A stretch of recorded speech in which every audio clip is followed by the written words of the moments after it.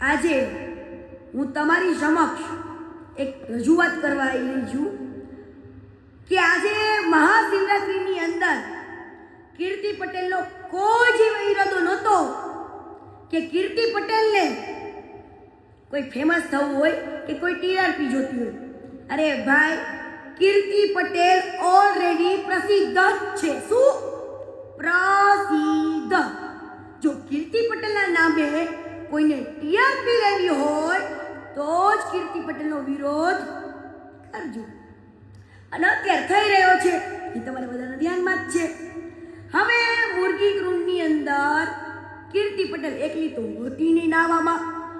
અનેક વ્યક્તિઓ, અનેક ભક્તો જે લાઈનમાં ઊભા હતા એ જ લાઈનમાં કીર્તિ પટેલ અંદર ગઈ. બરાબર? ઇન્દ્ર ભારતી બાપુ જે પાછળથી મારી જોડે જે બિહેવિયર કર્યું અને મને મુરગી કુંડની અંદરથી એક દીકરીને બહાર કાઢવામાં આવી, એ વેદના મારા સિવાય કોઈ જાણતું નથી. તમામ પબ્લિકની વચ્ચે મારી ઇજ્જત લેવામાં આવી. મિત્ર, તમામ પબ્લિકની અંદર એ વેદના મારા સિવાય કોઈ જાણતું નથી. આજે તમારા સાથે એવું બન્યો હોય ને તો જ તમને ખબર પડે. અને રહી વાત, જો કાયદા કાનૂન કીર્તિ પટેલ માટે બન્યા છે તો હરેક નાગરિક માટે એ જ બનવા જોઈએ. અને જો તમે મુરગી કુંડની અંદર સાધુ સંતોના સ્નાનની જો વાત કરતા હોય ને કે ઓનલી ફોર સાધુ સંતોને સ્નાન કરવાનું, તો આવડું મોટું બોર્ડિયું છાપવું પડે. શું? હા. અને ભવનાથ જે મહાદેવનું મંદિર છે ને એ સરકારની અંડર આવે છે. અને હું એક ભારતનો સ્વતંત્ર નાગરિક છું.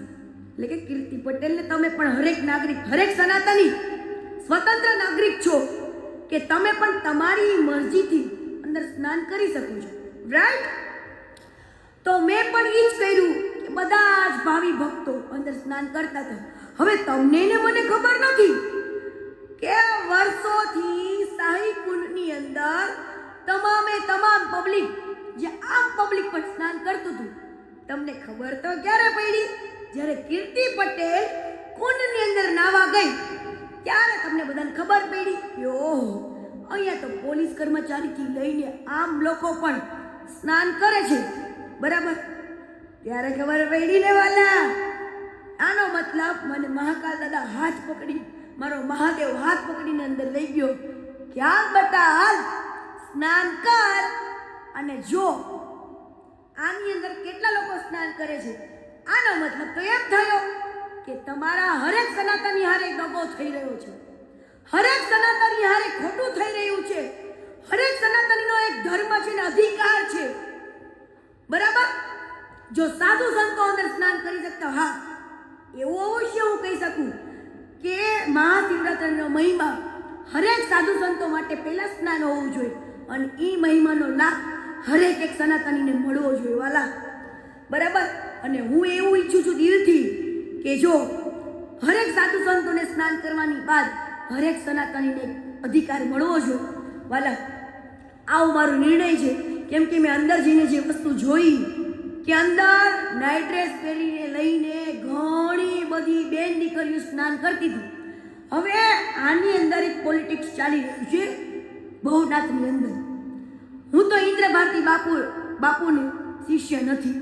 હું હરિહર ભારતી બાપુને મેં ગુરુ માનેલા છે, મેં ગુરુ દીક્ષા લીધેલી છે, ગુરુ મંત્ર લીધેલો છે. રાઈટ? હવે જો મેં ઇન્દ્ર ભારતી બાપુને ગુરુ માન્યા હોત ને તો ઇન્દ્ર ભારતી બાપુ છે ને મને આંગળી પકડીને સ્નાન કરવા લઈ જાય. બરાબર? ઇન્દ્ર ભારતી બાપુના જેટલા શિષ્ય છે ને એને ઇન્દ્ર ભારતી બાપુ છે ને વીઆઈપી એન્ટ્રી આપે. વીઆઈપી શું? VIP entry. અને એને વીઆઈપી એન્ટ્રી સાથે સ્નાન કરાવે. એમાં કીર્તિ પટેલ પોગી ગઈ ને એ ભાઈને ઇન્દ્રભાઈ, ઈંડુ આપણે ઇન્દ્રભાઈ ને ઈંડુ ને એવા ઢોંગીલાને આપણે કંઈ કહેવું નથી. ઈંડુ ફૂટી ગયું અને એનો એવડું મોટું પેટ છે ને, પેટ એમાં પાપ જ ભરાયેલું છે, 2 નંબરનું પાપ. બરાબર? એ ફૂટી ગયું કે આ દીકરીને બધા વચ્ચે એને ઇજ્જત લીધી, મને બધા વચ્ચે એને કાઢી. કાંઈ વાંધો નહીં, કીર્તિ પટેલ છે ને ડબલ જીગરવાળી છે. કેમ કે તમે આ દિલ તોડો ને તો મારો હાર એડી જ હોય. કેમ કે હું સુખમાંય મોજમાં હોય ને દુઃખમાંય મોજમાં હોય. ઇન્દ્ર ભારતી બાપુને ખબર હતી નહીં. અને તું તારી વાત ભારતી કાઢી નાખજે. કેમ કે મારે ભારતી બાપુનું નામ લેવું પડે ને એવા મહાપુરુષનું, તો મને શરમ આવે છે. કેમ કે તારી વાઈ નામ સૂટ નથી કરતું વાલા. તું છે તારું બીજું નામ ચેન્જ કરી નાખજે, ગુંડા. હા, અને રહી વાત ઈ કુંડની આજુબાજુમાં મને કોઈ પોલીસ કર્મચારી રોકવા નથી આવ્યું.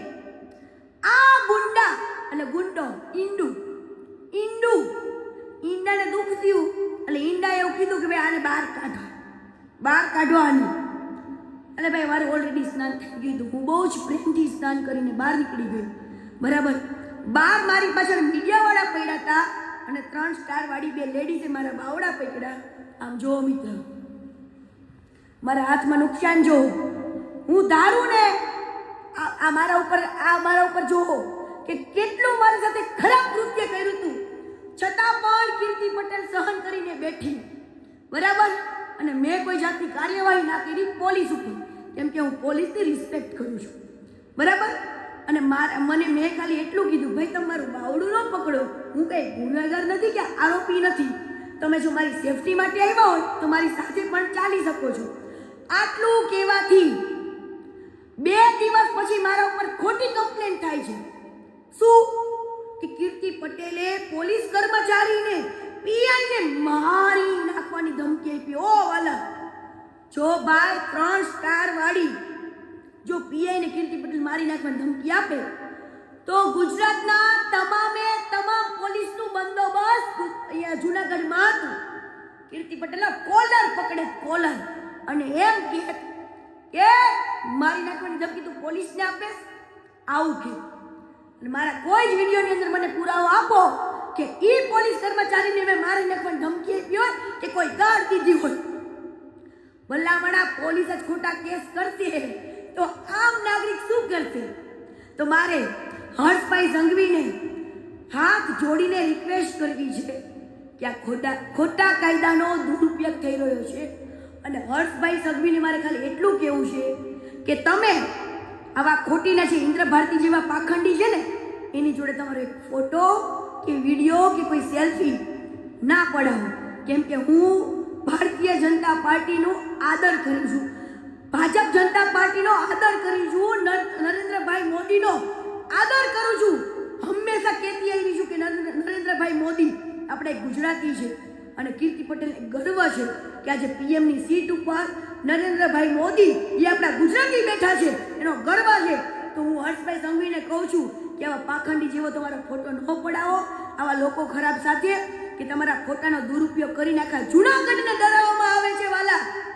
અને હર્ષભાઈ સંઘવીને મારે કહેવાનું કે તમે તો ડ્રગ્સના અને હરેક નશાના ખિલાફી છો.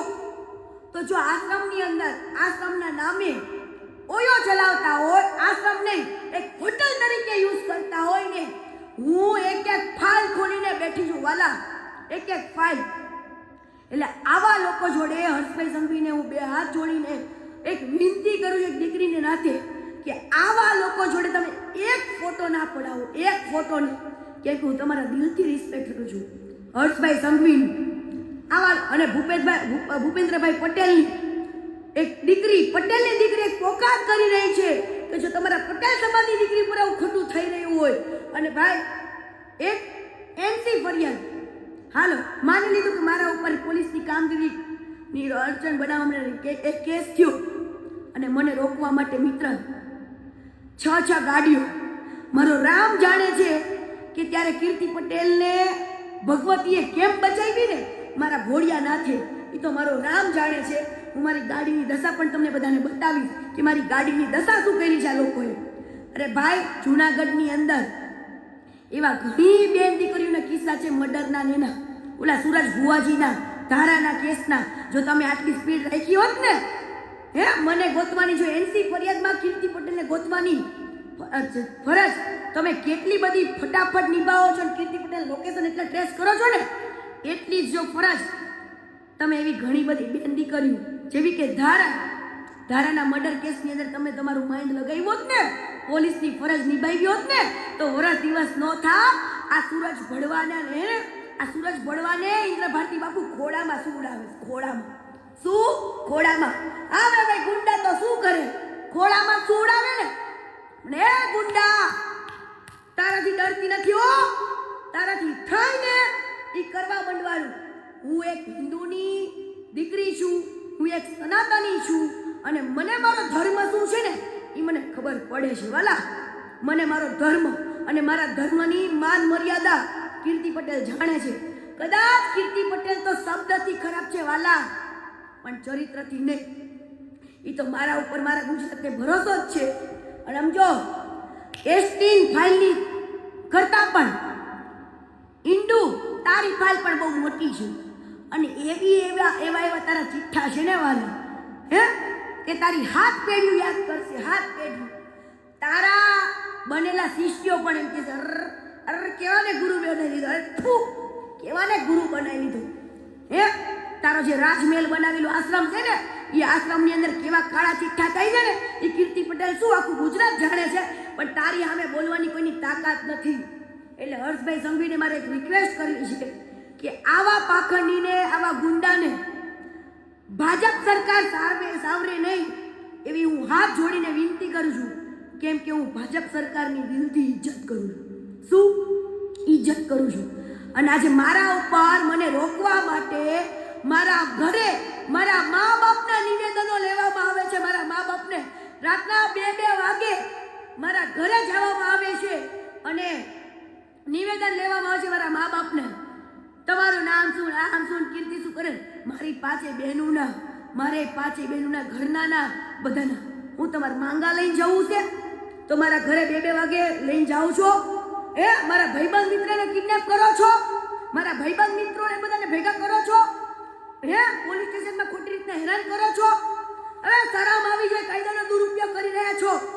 તમને શું લાગ્યું કીર્તિ પટેલ ડરી જશે ખોટા કેસથી? અરે ભાઈ, પૂરી દો. હિન્દુની દીકરી છું, ડરવા જન્મ નથી લીધો મેં, ડરવા જન્મ નથી લીધો, આજે નહીં કાલે નહીં. બરાબર? આવા પાખંડીઓને બહાર લાવવાના છે. અને હું પોલીસ કર્મચારીને એક દિલથી રિક્વેસ્ટ કરું છું કે તમારું જો આટલું સારું કાર્ય હોય અને તમને જો એક સનાતનની દીકરી ઉપર અને સનાતન આપણા ગુજરાત ઉપર એક ગર્વ હોય તો સનાતનની દીકરી પર ખોટું ના કરતા. કદાચ હું તો છોડી દઈશ, પણ મારો મા દાદા નહીં છોડે હો. પેઢીઓ વીખી જશે, પેઢીઓ. યાદ રાખજો, મારા જો આતાડા જેને વાયડા અને ખોટી રીતના જો મને હેરાન કરી ને તો અલ્લાહ પેઢીઓ તો વિખાઈ જશે. બરાબર? કાળ છોડી દેશે. પણ આ કીર્તિ એટલે યાદ રાખજો, હું જેલમાં જઈશ, બહાર આવીશ તો પણ એ કરવાની કરીશ. તમે મને ખોટી રીતના જેલની ધમકી નહીં આપતા હો. મને ગર્વ છે કે હું એક હિન્દુ છું. અને જો તમે મને કહેતા હશો કે કીર્તિ આવી, કીર્તિ તેવી, કીર્તિ આમ, કીર્તિ ફલાણું, કીર્તિ ગાળો બોલે, એટલે કયો સંત ગાળો નથી બોલતો? બતાવો. બધાય ગાળો બોલે છે. કીર્તિ પટેલના કદાચ શબ્દ કડવા હશે, ખરાબ હશે, પણ તમે તો આખા ખરાબ છો. આખા આ કીર્તિ પટેલ એટલે બોલવું પડતું, એટલે બોલવું પડે છે કે જ્યારે તમે મારો અરીસો બતાવવા આવો ને ત્યારે મારે તમારો અરીસો બતાવવો પડી. જો ભાઈ, તું કેટલામાં છે, તું જોને, તું જો. બરાબર? આ તો સનાતન ધર્મની લડાઈ છે ને એટલે આ શબ્દ નથી વાપરતી, બાકી બધું આવડે છે. શું? બધું. ઓકે? જય સનાતન, જય હિન્દુ ધર્મ. અને જો મારા હિન્દુ ધર્મથી તમને એટલી તકલીફ હોય ને તો તમ તારે મારા નામે સર્ટિફિકેટ આપી દેજો કે કીર્તિને કયો હિન્દુ ધર્મ ચેન્જ કરી નાખે. એટલે તમે કયો ને એ ધર્મમાં જવા કીર્તિ પટેલ રેડી છે. બરાબર? જય હિન્દ, જય સંવિધાન, જય સનાતન ધર્મ, જય ગિરનારી. હર હર